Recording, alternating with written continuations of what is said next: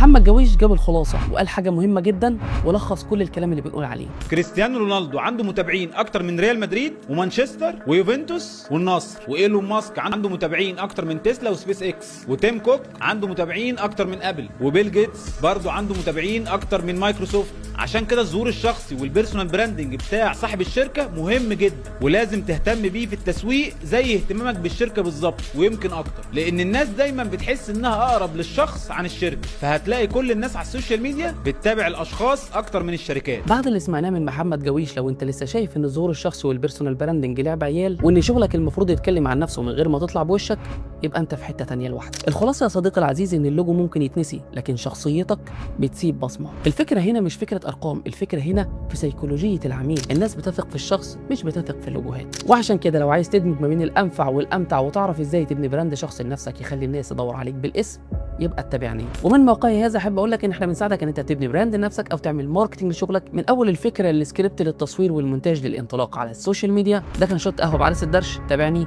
واستنى الشوت الجاي.